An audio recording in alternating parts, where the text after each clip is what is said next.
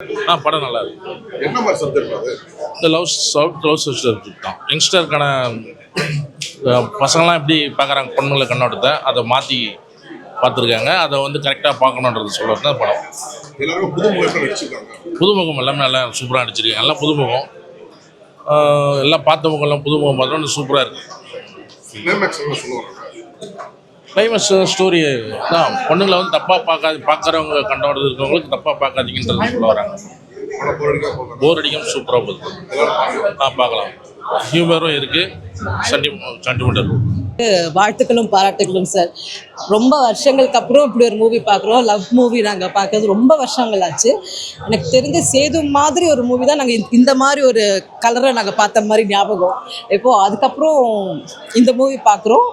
இன்னும் நிறைய ப்ராஜெக்ட்ஸ் சுரேந்தர் அவர்கள் இந்த மாதிரி பண்ணணும். கேரக்டர்ஸ் எல்லாருமே கேரக்டர்ஸாக தெரியல, பக்கத்து வீட்டில் இருக்கிறவங்க மாதிரி எல்லாருமே ஃபீல் ஆச்சு. எல்லாருமே ரொம்ப நல்லா பண்ணிருக்காங்க. ரொம்ப நல்லா இருக்குது சார், ரொம்ப நல்லா இருக்குது. பார்த்துட்டு நம்ம வெளியில் வந்தால் அந்த லவ் சீன்ஸ்லாம் நினச்சி பார்த்தா அவ்வளோ நல்லா இருக்குது. அதே மாதிரி ரொம்ப பாரமாகவும் இருக்குது. அந்த எண்டிங் பார்த்துட்டு வெளில வரும்போது இன்னும் கனமாக தான் இருக்குது. எல்லாருமே ரொம்ப நல்லா பண்ணியிருக்காங்க. புதுசாக பண்ணவங்க மாதிரியே யாருமே புதுசாக வந்தவங்க மாதிரி தெரியல. டேரக்டர் நல்ல வேலை வாங்கியிருக்காங்க. ரொம்ப நல்லா இருக்குங்க சார். அதான் சொன்னேன், ரொம்ப பாரமாக இருக்குது. இன்னும் அந்த ஃபீல் இருக்குது. ஒரு மாதிரி மனசுக்கு பாரமாக தான் இருக்குது. அப்படி ஒரு கிளைமேக்ஸ் பார்த்தது.